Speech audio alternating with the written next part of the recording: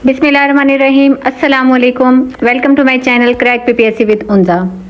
आज का जो हमारा लेक्चर है उसमें हम लोगों ने सीआरपीसी 1898 का लास्ट पार्ट करना है, जो कि हमारा है ट्रायल डील। ट्रायल्स का हम लोग ऑलरेडी अपने सीरीज हमने स्टार्ट की हुई है, जिसमें हम लोगों ने अभी तक 3 ट्रायल्स अपने देख लिए थे। एक ट्रायल हमने देखा था जो हम मैजिस्ट्रेट के सामने ट्रायल होता है, एक हमने ट्रायल किया था जो समरी ट्रायल होता है। आज हमारा तीसरा ट्रायल है, वो ट्रायल जो हाई कोर्ट या कोर्ट ऑफ सेशन में होता है। ठीक है, ये तीनों ट्रायल जो है वो हमारा जो एसडीओ का पेपर होना है, उसके लॉ का जो पेपर है उसमें ये इंक्लूड था। इसके बाद हमारा सीआरपीसी का सिलेबस खत्म हो जाएगा। तो आज हम लोग देख लेते हैं कि क्या डिफरेंस है जो हमने मैजिस्ट्रेट का ट्रायल किया देखा था। समरी ट्रायल तो हमें समझ आ गया था, एक जो भी ऑफेंसेस पेटी नेचर के थे हमने वो देखा था, वो जो है वो सारे के सारे समरी ट्रायल में डील किए जाते हैं। ठीक है, यानी कि जिनकी सजा मैक्सिमम भी 6 महीने तक हो सकती है, उससे ज़्यादा नहीं हो सकती, वैसे तो 3 महीने तक ही मिलती है। ठीक है, और मैजिस्ट्रेट का ट्रायल हमने देख लिया। तब हम देखते हैं कि क्या डिफरेंस है हाई कोर्ट और कोर्ट ऑफ सेशन के ट्रायल में बाकी 2 के ट्रायल से। तो जब मैं आप लोगों को मैजिस्ट्रेट का ट्रायल पढ़ा रही थी उस टाइम मैंने आप लोगों को ये बात कही थी कि ये चैप्टर आपने मुझसे लेक्चर बहुत गौर से सुनना है। क्यों? मैंने आपको बताया था कि जब हम हाई कोर्ट और कोर्ट ऑफ सेशन का ट्रायल कर रहे होंगे, ये तकरीबन मतलब 90% जो है ना ये सेम है मैजिस्ट्रेट के ट्रायल के साथ। ठीक है, तो उस वाले लेक्चर को एक बार अपने माइंड में रिकॉल करें। जिन्होंने अभी तक वो लेक्चर नहीं सुना तो डिस्क्रिप्शन में उसका लिंक है, इस लेक्चर को आप लोग पहले सुन लें। तो आपके लिए ये जो आज का लेक्चर है ना, ये 5 मिनट में आप लोग इसको समझ लेंगे, क्योंकि इसमें तकरीबन सारी बातें सेम है, सिर्फ 1-2 चीज़ों का फर्क है, वो आज मैं आपको लेक्चर में बता दूंगी। ठीक है जी, तो चलिए लेक्चर को हम शुरू करते हैं। सबसे पहले हम सेक्शन देख लेते हैं कि जो हमारा trial before high court and court of session, ये कौन कौन से सेक्शन से डील करता है। इसमें हमारे पास सेक्शन आ जाता है 265A से लेकर 265N तक। ये तमाम सेक्शन जो हैं ये डील करेंगे हमारे पास trial before high court and court of session. ठीक है, अब हम देखते हैं 265A क्या कह रहे हैं। 265A ने कहा कि trial before the court of session to be conducted by the public prosecutor, कि कोर्ट ऑफ सेशन में जब भी ट्रायल होगा उसको कंडक्ट कौन करेगा? पब्लिक प्रोसिक्यूटर करेगा। लेकिन यहाँ पे एक शर्त यह है कि वो ट्रायल जिन केसेस को इनिशिएट किया था पुलिस ने। मैं रीड कर देती हूँ। In every trial before a court of session initiated upon a police report, यानी कि जो चलान केस था, जो एफआईआर केस था, पुलिस रिपोर्ट पे जो भी केस इनिशिएट हुआ होता है ना, उसकी प्रोसिक्यूशन कौन करता है? उसका ट्रायल कौन करता है? पब्लिक प्रोसिक्यूटर करता है। ठीक है, ऐसी कोई भी बात हमने मैजिस्ट्रेट के ट्रायल में नहीं देखी थी। यहाँ पे एक एक्स्ट्रा सेक्शन है जो हमें हाई कोर्ट के या कोर्ट ऑफ सेशन में देखने को मिला है ट्रायल में। 265A 265B यहाँ पे क्या कह रहा है कि procedure in the cases triable by the high court and court of session. उसने कहा कि हाई कोर्ट और कोर्ट ऑफ सेशन में जो ट्रायल होना है उसका क्या प्रोसीजर होगा, वो 265B कह रहा है कि आने वाले जो आगे सेक्शंस है ना वो आपको बताएंगे कि हाई कोर्ट में और कोर्ट ऑफ सेशन में ट्रायल का क्या प्रोसीजर है। अब आप लोग रिकॉल करें, अगर आप लोगों को याद हो, जब हमने मैजिस्ट्रेट का ट्रायल किया था, जो हमने डील किया था 241 से लेकर 249A तक, तो उसमें भी हमने सेक्शन एक पढ़ा था जिसमें हमने कहा था कि हमें प्रोसीजर बताता है। वो सेक्शन कौन सा था? 241 का था। तो अगर मैं आप लोगों को यहाँ पे बताऊं कि ये जो 260B का सेक्शन है हमारे पास, ये किसके इक्वलेंट है? जो हमने ट्रायल बाय मैजिस्ट्रेट किया था 241, ये उसके इक्वलेंट है। सेम वही बात की गई है। ठीक है, यहाँ पर भी कि वहां पे भी 241 में प्रोसेस बताया जा रहा था कि मैजिस्ट्रेट का ट्रायल कैसे होगा। आगे वाले सेक्शंस में 265B भी आपको प्रोसेस बता रहा है कि हाई कोर्ट या कोर्ट ऑफ सेशन जो है उसमें ट्रायल कैसे होगा आगे वाले सेक्शंस में। क्लियर हो गया एक बात। अब आगे चलते हैं। उसके बाद हमारे पास है सेक्शन 265C। 265C कह रहा है कि supply of statements and documents to the accused. अब अगर आपको याद हो तो वहां पर भी हमने यही किया था। जब 241A जो हमने किया था उसमें हमने कहा था कि जो भी अक्यूज्ड होगा ये उसका हक है कि आप उसको जितने भी आपके पास स्टेटमेंट्स हैं, आपके पास डॉक्यूमेंट्स हैं, वो अक्यूज तक पहुंचाएं ताकि वो अपने, और 7 दिन के अंदर पहुंचाएं ताकि वो खुद को तैयार करके आए उस वक्त ट्रायल में जब उसने मजिस्ट्रेट के सामने पेश होना था।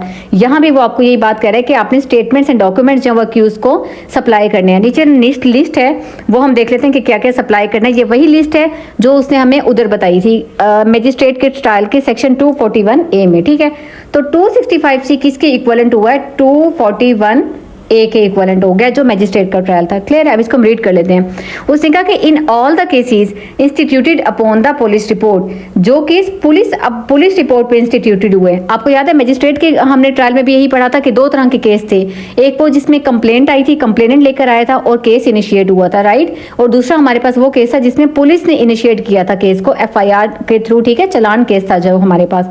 यहाँ भी वही बात की गई है। उसने कहा अगर तो केस पुलिस ने इनिशिएट किया है तो ये पुलिस की जिम्मेदारी है कि वो 7 दिन के अंदर अंदर क्या करे, वो 7 दिन के अंदर अंदर ये जो फॉलोइंग डॉक्यूमेंट्स वो कह रहे हैं जो हमने नीचे बताए हैं ना, ये देखें 7 दिन के अंदर अंदर ट्रायल शुरू होने से पहले, before the commencement of trial, ये नीचे वाले जो डॉक्यूमेंट्स आपको बताए गए हैं ये आपने एक्यूज तक पहुंचाने हैं। ठीक है, क्या क्या पहुंचाने हैं? सबसे पहले फर्स्ट इन्फॉर्मेशन रिपोर्ट यानी कि एफआईआर की आप कॉपी देंगे उसको, पुलिस की रिपोर्ट की आप कॉपी देंगे उसको, statement of all the witnesses जो आपने रिकॉर्ड किए अंडर सेक्शन 161 एंड सेक्शन 164। अब आप लोग माइंड में रिकॉल करें और बताएं कि सेक्शन 161 में मैंने आपको बताया था कि स्टेटमेंट किसके सामने देते हैं और 164 में किसके सामने देते हैं।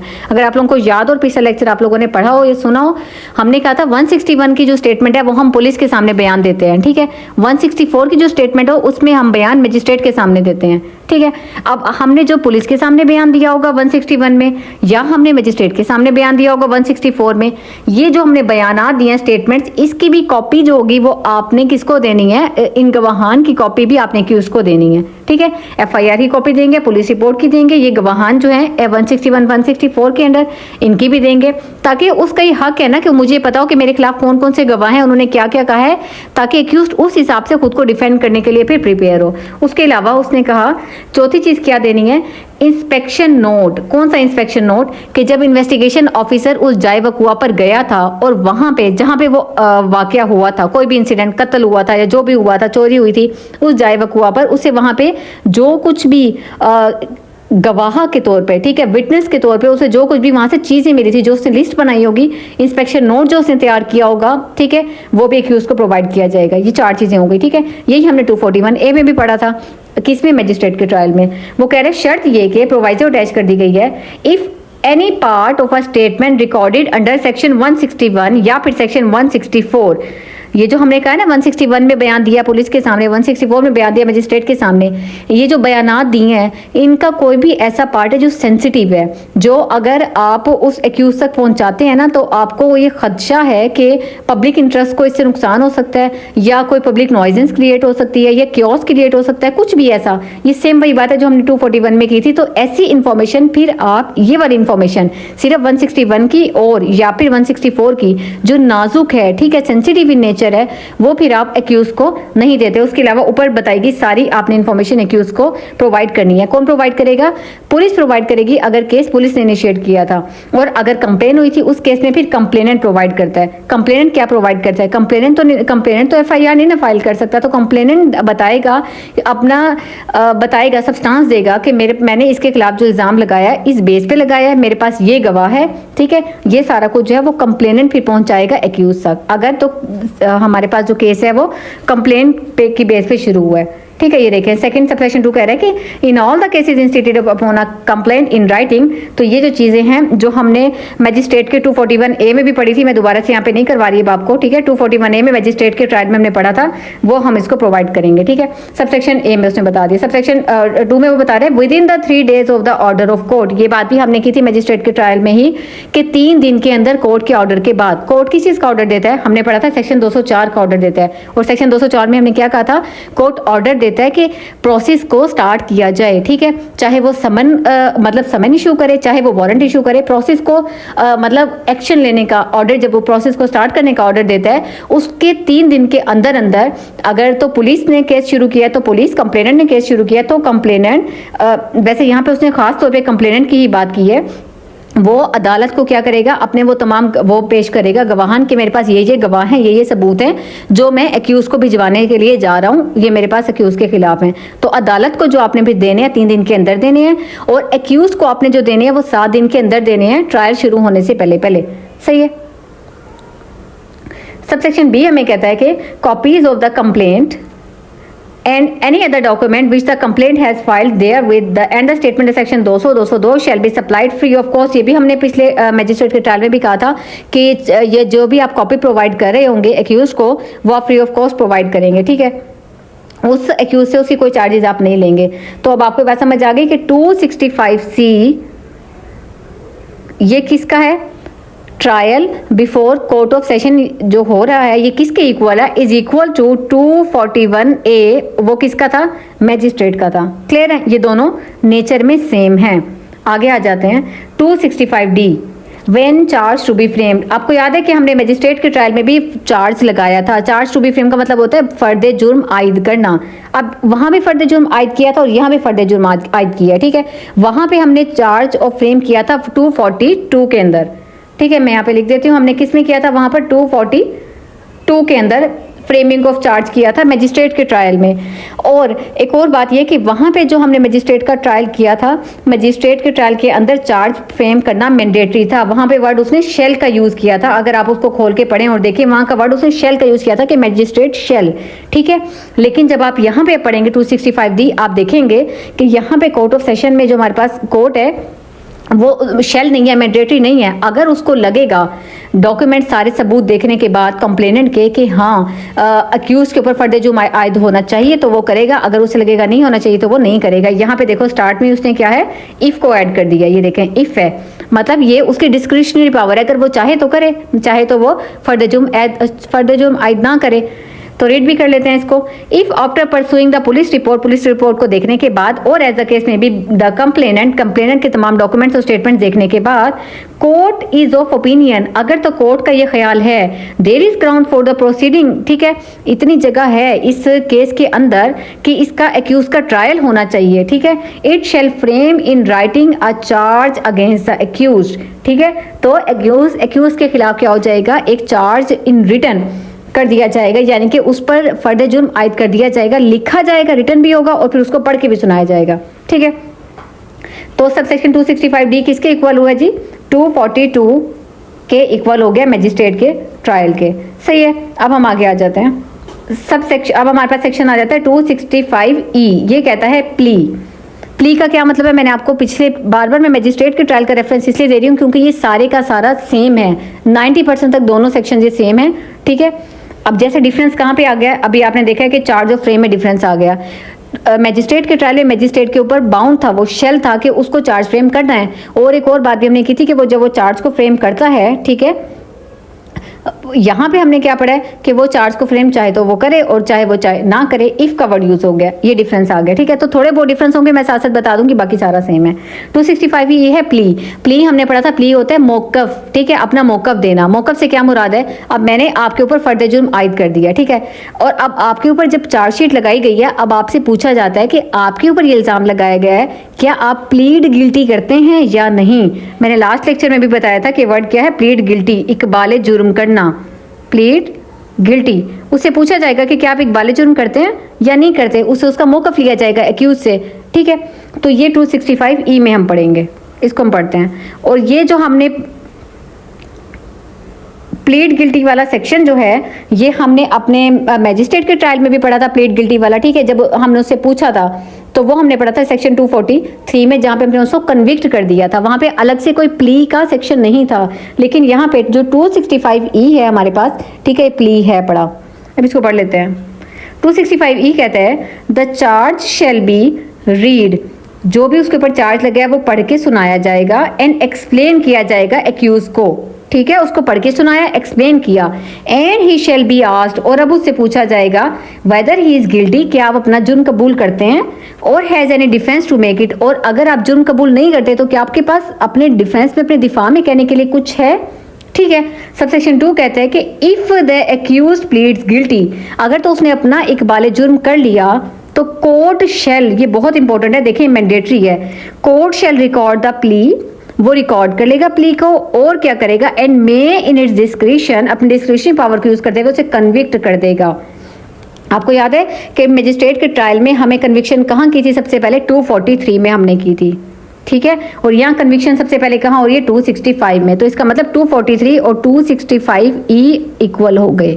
फर्क क्या है, 243 में जब हमने कन्विक्ट किया था ना मजिस्ट्रेट ने, उससे पहले वो उसको शो कॉज देता है। जब वो प्लीड गिल्टी कर लेते हैं ना कि सर हाँ मैंने एक बार जुर्म करता हूँ, मैंने जुर्म किया है, तो उसको शो कॉज दिया जाता है। लेकिन 265E में कोई शो कॉज उसको नहीं दिया जा रहा, ठीक है। उसको बगैर शो कॉज के ही आप क्या कर दोगे, कन्विक्ट कर दोगे। ये डिफरेंस था, ठीक है। उसके बाद हम आगे आ जाते हैं 265F पर। इसमें उसने क्या कहा है, मैं पहले आपको ऐसे बता देती हूँ। ये वही वाली बात है मजिस्ट्रेट की ट्रायल वाली, कि उसने कहा था कि सर जी मैंने एक बार जुर्म कर लिया, उसे कन्विक्ट कर दिया गया। दूसरी सूरत ये है कि अगर वो कहता है सर मैंने तो जुर्म किया ही नहीं है, मेरे ऊपर ये गलत इल्जाम लगाया गया है, तो फिर कोर्ट कहेगी ठीक है आप अपने दिफा में मुझे सबूत ला के दें, ठीक है। उसने ये कहा तो फिर मैं कहूँगी कि नहीं सर ये गलत कह रहा है, इसी ने ही ये काम किया है, इसी ने ये जुर्म किया है, तो कोर्ट मुझे भी कहेगी तो फिर आप भी मुझे सबूत ला के दें, ठीक है, ताकि दोनों के सबूत देखा जाए, दोनों को सुना जाए और देखा जाए कि कौन सच बोल रहा है, किसको क्या करना है, ठीक है। तो यहाँ पे जो है एविडेंस फॉर द प्रोसिक्यूशन के लिए एविडेंस मंगवाए जाते हैं, एक्यूज से भी मंगवाए जाएंगे और दूसरे प्रोसिक्यूटर से भी कहा जाएगा। इसको हम पढ़ लेते हैं। और यही सेम सेक्शन हमने उधर भी पढ़ा था मजिस्ट्रेट के ट्रायल में, जिसमें हमने क्या मंगवाए थे, डॉक्यूमेंट्स मंगवाए थे, अगर आपको याद हो तो, ठीक है। और वहां पे जो हमने सेक्शन पढ़ा था वो था सेक्शन 244। साथ साथ सेक्शन इसे बता रही हूँ, ये आप लोगों के रिवीजन हो जाए। वहाँ 244 में डॉक्यूमेंट्स मंगवाए जाते हैं। यहाँ बस ये याद रखिएगा 244 का स्कोप थोड़ा कम है, ठीक है। यहाँ पे अभी हम जब पढ़ेंगे 265 में जो एविडेंस मंगवाए जा रहे हैं, इसमें कोर्ट के पास कुछ ज़्यादा पावर है, ठीक है। जैसे कि एक ये पावर है, कोर्ट चाहे तो किसी भी विटनेस को बुला सकती है, चाहे तो वो ना बुलाए। लेकिन 244 में उसने कहा था कि अगर कोई भी कंप्लेनेंट था या फिर एक्यूज था, वो कह रहा था मेरा फलां विटनेस है, तो फिर मजिस्ट्रेट उसको बुलाता ही था और उसको सुनता ही था। लेकिन यहाँ कोर्ट की मर्जी है, तो ये डिफरेंस है, बाकी तकरीबन सेम है। इसको एक बार पढ़ भी लेते हैं। 265F कहता है कि evidence for the prosecution. Number 1 है if the accused does not plead guilty. अगर उसने कहा नहीं जी मैंने एक वाले जुर्म नहीं किया, मैंने काम किया ही नहीं है, मानता ही नहीं है वो, या फिर court in its discretion does not convict him, court ने उसको कन्विक्ट भी नहीं किया, तो इसका मतलब है केस में आगे चलना है, ठीक है। द कोर्ट शेल प्रोसीड, ये देखें court shall proceed to hear. अब वो सुनेगी कंप्लेनेंट को भी जिसने कंप्लेन की हुई थी, और पहले वो कंप्लेनेंट को सुनेगी और उससे वो तमाम एविडेंस लेगी जो उसके केस को मजबूत कर रहे हैं, ठीक है। फर्ज करें मेरे खिलाफ अगर किसी ने केस किया था, किसी कंप्लेनेंट ने, तो वो कंप्लेनेंट मेरे खिलाफ सारे सबूत दे देगा। उसके बाद वो कह रहा है लेकिन प्रोवाइजो क्या है कि अगर तो कंप्लेनेंट खुद कोर्ट है ना, फिर ऐसा कुछ भी नहीं होगा, ठीक है। ये जो सबसेक्शन 1 की बात है फिर नहीं होगी। अब आ जाते हैं सबसेक्शन 2 पर। वो कह रहा है कि court shall ascertain from the public prosecutor और as the case may be from the complainant. Public prosecutor से भी अगर तो पुलिस ने इनिशिएट किया था, और कंप्लेनेंट से अगर तो केस कंप्लेंट की बेस पे हुआ है, कोर्ट उनसे एज सर्टेन कर सकती है कि लाइन मुझे नाम दें कि आप लोगों के कौन कौन से सबूत हैं, ठीक है। मतलब जिस शख्स को आप विटनेस गवाह बना के पेश करना चाह रहे हैं उनके मुझे नाम दें, तो कोर्ट चाहे तो उन सब को या उनमें से किसी भी एक को एज ए विटनेस बुला सकती है जिसका कोर्ट को लग रहा है कि हाँ ये जो शख्स है ये वाकिफ है, ये अक्वेंटेड है इस सारे वाकये से, उसके पास फैक्ट्स हैं, तो कोर्ट उसको समन करेगी, शेल समन, ठीक है। उसको समन भेजा जाएगा। शेल का मतलब है उसके लिए मैंडेटरी हो गया, उस शख्स को आना है और अपनी गवाही देनी है अदालत के अंदर, सही है। लेकिन देखो यहाँ पर कोर्ट में refuse to summon, court refuse भी कर सकती है समन करने से, जबकि ये पावर मजिस्ट्रेट के पास नहीं थी, ये पावर कोर्ट के पास है कि वो समन करने से रिफ्यूज भी कर सकती है। कि मैं फर्ज करें ना एक कंप्लेनेंट था, उसने अपने गवाह दिए कि सर ये मेरे गवाह हैं, इनको मैं बुलाना चाहता हूँ, आप काइंडली ना समन भेज दें उनको। कोर्ट ने देखा कि ये फलां शख्स जो है ना, इसको अगर मैं समन भेजता हूँ तो ये कोर्ट को खदशा है कि ये हमारे केस को कमज़ोर करेगा, या ये भी खदशा है कि ये मज़ीद डिले कर रहा है, ये जानबूझ के समन लेना चाह रहा है, उस गवाह को बुलाना चाह रहा है ताकि कोर्ट का वक्त बर्बाद किया जाए। तो ऐसी सूरत में कोर्ट रिफ्यूज भी कर सकता है किसी भी ऐसे विटनेस को समन भेजने से, अगर उसको लगता है कि ये समन ये विटनेस किस लिए बुलाया जा रहा है, पर्पस ऑफ एक्सेशन या फिर delay of defeating the end of justice, ठीक है। जैसे कि फेमस कोर्ट भी है कि justice delayed is justice denied, ठीक है। तो कोर्ट के पास ये पावर मौजूद है जो कि मजिस्ट्रेट के पास ये पावर उसके पास उस सेक्शन में नहीं थी। अब उसने कहा जब हमारे पास गवाह आ गए, एग्जामिनेशन उनकी कर ली विटनेसेस की, when the examination of the witness for the prosecution के जो विटनेसेस थे उनकी एग्जामिनेशन हो गई, ठीक है। And the examination of any of the accused, और एक्यूज्ड की भी कोई थे तो उसको भी एग्जामिन कर लिया, ये कंक्लूड हो गया। तो एक्यूज से पूछा जाएगा whether he means to adduce evidence, क्या आप कोई एविडेंस पेश करना चाहते हैं, कोई अपने दिफा में सबूत पेश करना चाहते हैं। एड्यूस का मतलब है टू पेश करना, टू पेश कह रही हूँ मैं, पेश करना सबूत, ठीक है। एक्यूज से पूछा जाएगा। अब एक्यूज क्या करेगा, वो कह रहा है if the accused puts in an written statement, ठीक है। अगर तो वो कोई रिटन स्टेटमेंट देता है अपनी, तो कोर्ट उसको क्या कर लेगी, रिकॉर्ड कर लेगी। लेकिन अगर सबसेक्शन 6 कह रहा है कि इफ द एक्यूज्ड, या एक से ज्यादा जो एक्यूज्ड हैं वो कहते हैं कि ही दे मीन्स टू एड्यूस एविडेंस, वो एविडेंस पेश करना चाहते हैं, तो कोर्ट कहेगा कि जो ठीक है, उन एक्यूज से कहेगा आए आप अपने डिफेंस वाले बॉक्स में आए और अपने आप को डिफेंस करें, अपने एविडेंस दें, ठीक है। अगर आप रिटर्न कोई स्टेटमेंट दे रहे हैं वो कोर्ट रिकॉर्ड कर लेगा। अगर आप कह रहे हैं मैं अपना सबूत पेश करना चाहता हूं, तो आप अपने आप को डिफेंस में आगे और डिफेंड कर लें। सबसेक्शन 7 क्या कह रहा है, इफ द एक्यूज्ड या फिर several accused after entering on his defence, अपने डिफेंस में वो एंटर हुए, ठीक है, और उन्होंने कोर्ट को अप्लाई किया है किस चीज के लिए, to issue any process for compelling the attendance of any witness for the examination or the production of any document or other thing, तो court shall issue such process। वो कह रहा है कि कोर्ट से अगर वो एप्लीकेशन लेते हैं कि काइंडली कैसा हमें ना, हमने ये डॉक्यूमेंट पेश करना है या फलां गवाह को पेश करना है, उसके लिए हमें आपसे इजाजत चाहिए, तो वो कह रहे हैं कि कोर्ट उनको इजाजत देगी। Court shall issue such process, ठीक है, अनलेस कोर्ट को ये लगे इट कंसीडर्स कि एप्लीकेशन इज मेड, अगर कोर्ट को ये लग रहा है कि ये जानबूझ के ऐसा कर रहे हैं, कोर्ट का वक्त बर्बाद करना चाह रहे हैं, तो कोर्ट उनकी इस एप्लीकेशन को नहीं मानेगा, अदरवाइज कोर्ट मान देगा। सही है। तो ये थोड़ा सा लंबा है 265 का ये वाला जो हम पढ़े हैं ना, एफ वाला, जबकि मजिस्ट्रेट की ट्रायल में जो 244 था वो थोड़ा सा बस उसने बता दिया था कि कोर्ट दोनों पार्टी से लेगा बयान, और कोर्ट को लगेगा कि एक्यूज अगर गिल्टी है उसको कन्विक्ट कर देगा, अगर कोर्ट को लगेगा एक्यूज गिल्टी नहीं है तो वो उसको एक्विट कर देगा। 245 में हमने ये पढ़ा था, ठीक है। लेकिन यहाँ पे वो क्या कह रहे हैं, जरा उसने लंबा करके बता दिया कि कोर्ट की ज्यादा पावर दे दी है, अगर वो चाहे तो विटनेस को बुला सकता है, चाहे तो विटनेस को ना बुलाए, ठीक है, और दोनों पार्टीज को वो मौका देता है कि अपने अपने वो जमा कराएं। उसके बाद 265G, ये 265G जो है summoning up by prosecutor and defence. अच्छा, ये जो है ना सेक्शन, ये हमारे पास मजिस्ट्रेट के ट्रायल में नहीं था, ये इसमें एक्स्ट्रा है। ये क्या कहता है कि हम कहते हैं ना, आपने अक्सर देखा होगा ड्रामों में या फिल्मों में, जब ये अदालत का कोई सीन आता है तो अदालत को कहा जाता है दोनों पार्टीज को अपने कंक्लूडिंग रिमार्क्स दें आप, वो होते हैं कि समनिंग अप बाय प्रोसिक्यूटर भी और डिफेंस भी, कि आप अपने अपने कंक्लूडिंग रिमार्क्स दे दें। तो ये कोड 265G के तहत जब दोनों के बयानात को सुन लेता है, उसके बाद कहता है कि पहले कहता है कि जनाब प्रोसिक्यूटर से कहता है आए आप दें अपना क्या करें कंक्लूडिंग रिमार्क्स, और उसके जवाब में फिर उसके बाद उनको कहेगा, डिफेंस से कहेगा, यानी कि एक्यूज से कहेगा कि ये जो इन्होंने कंक्लूडिंग रिमार्क्स दिए, अगर आप कुछ कहना चाहते हैं इसके ऊपर, तो फिर जाहिर है एक्यूज कहेगा, एक्यूज जो कंक्लूडिंग रिमार्क्स देगा फिर से कोर्ट उसको कहेगा प्रोसिक्यूटर को आप इससे कुछ कहना चाहते हैं, ठीक है। तो इसको पढ़ लेते हैं एक बार। सबसेक्शन 1 में वो कह रहा है इन द केसेस, ऐसे केसेस जहां पे एक्यूज या any one of several accused, काफी सारे एक्यूज में से कोई एक या फिर सिर्फ एक एक्यूज डज हैज एड्यूस एविडेंस, ठीक है, कि उसने अदालत में एविडेंस पेश कर दिए। मेरा ख्याल यहाँ पे आएगा does not adduce evidence, exactly यहाँ पे आएगा डज नॉट, ये NOT है। अब दोबारा पढ़ते हैं इसको, in cases where the accused और any one of several accused does not adduce evidence, अगर तो एक्यूज के पास कोई भी एविडेंस नहीं था अपनी सफाई में, सही है, वो को अदालत में पेश नहीं कर पाया, क्योंकि पिछले सेक्शन में अदालत ने उससे मांगा था ना कोई एविडेंस है तो एड्यूस करो उसको, अगर उन्होंने नहीं पेश कर पाया अपने डिफेंस के लिए, डिफेंस में, तो फिर वो कह रहा है कोर्ट शैल, कोर्ट क्या करेगा, on the close of prosecution case and examination of accused call upon the prosecutor, prosecutor को बुलाएगा और उससे कहेगा जनाब आए to sum up his case, और अपने केस को सम अप करें।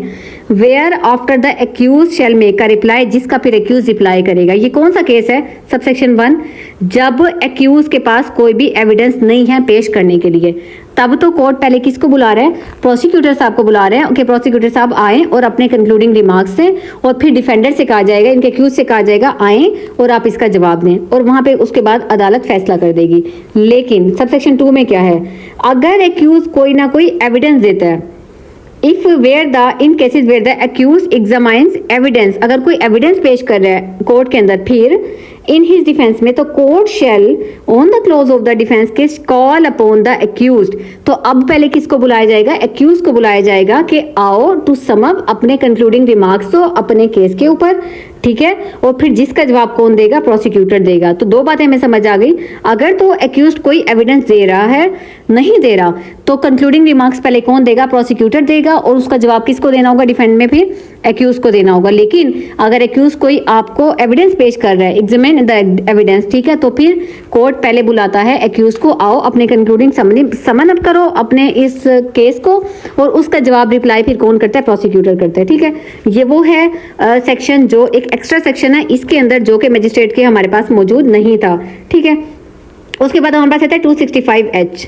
ये सेक्शन सेम टू सेम है जो हमने पढ़ा था 245 में हमने क्या कहा था, मैजिस्ट्रेट चाहे तो एक्विट कर दे, मैजिस्ट्रेट चाहे तो कन्विक्ट कर दे। 265H सेम टू सेम कह रहा है, मैं रीड करके नहीं सुनाऊंगी। अगर तो कोर्ट को लग रहा है कि हाँ एक्यूज ने वाकई गिल्टी है, वो उसने ये काम किए थे, उसको वो कर देगा जनाब कन्विक्ट। अगर उसको लग रहा है कि नहीं, तो वो उसको क्या कर देगा, एक्विट। तो ये दोनों पावर्स कोर्ट के पास हैं 265H में। लेकिन याद रखिएगा, ये 265H में जो एक्विट और कन्विक्ट हो रहा है, ये after the recording of evidence हो रहा है। पहले ऊपर एविडेंस रिकॉर्ड हुए ना, उसके बाद वो कन्विक्ट कर सकता है या फिर एक्विट कर सकता है। ठीक है, लेकिन उससे पहले उसने एविडेंस को रिकॉर्ड किया है। ये बात मैं इसलिए कह रही हूँ क्योंकि अभी हम आगे सेक्शन पढ़ेंगे जिसमें बगैर एविडेंस रिकॉर्ड किए भी कोर्ट क्या कर सकता है, एक्विट कर सकता है।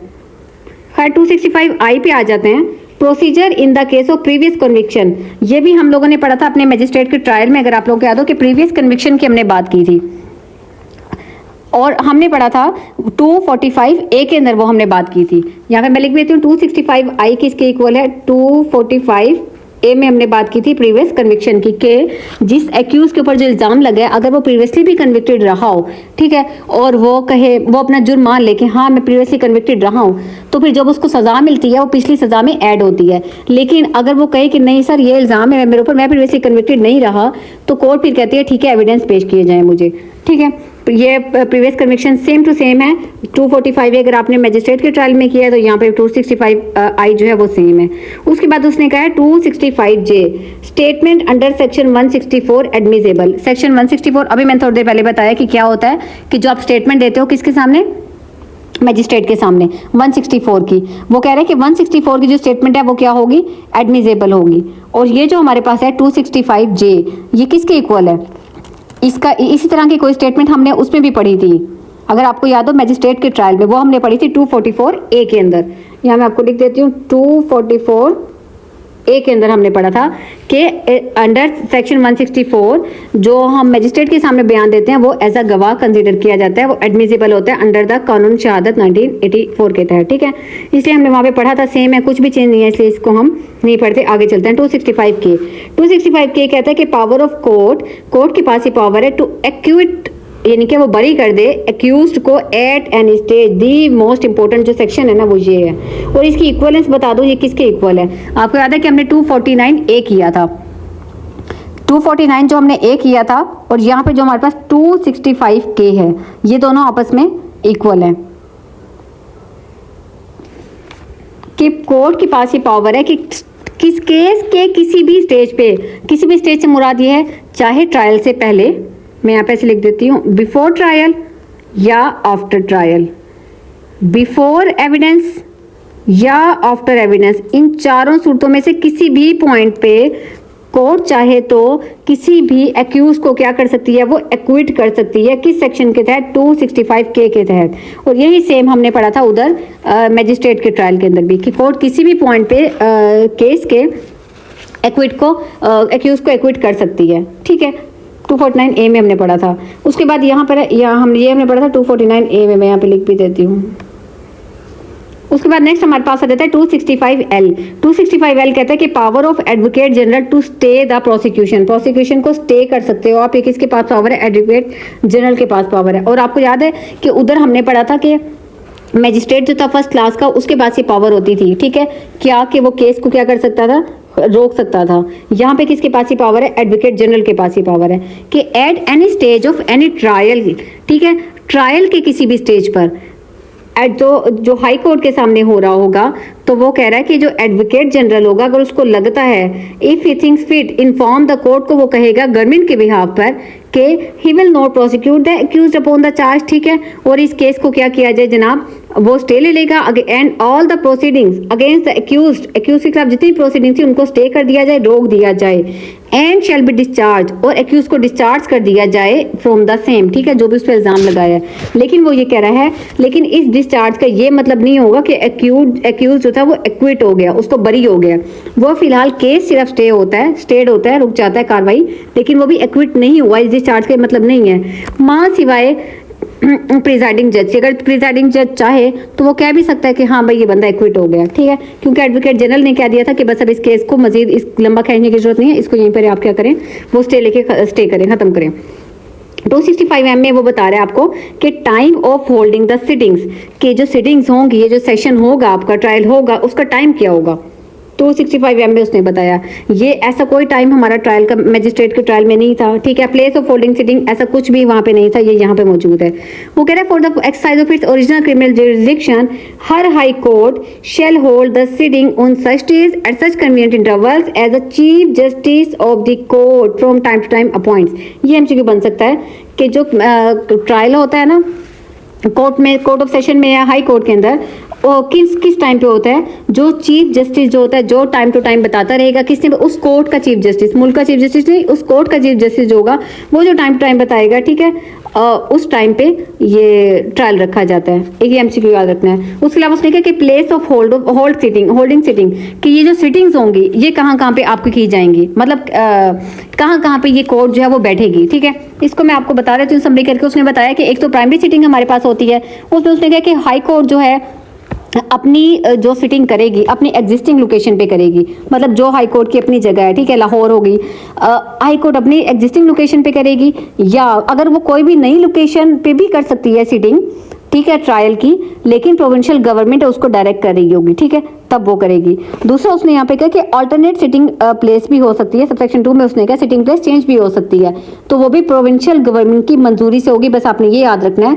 हाई कोर्ट जो है वो जगह चेंज कर सकती है अपनी ज्यूरिसडिक्शन में रहकर, एपेलेट ज्यूरिसडिक्शन में रहकर अपनी जगह चेंज कर सकती है, प्लेस ऑफ सिटिंग चेंज कर सकती है, लेकिन मंजूरी किसकी चाहिए होगी, प्रोविंशियल गवर्नमेंट की कॉन्सेंट से चाहिए होगी, ठीक है।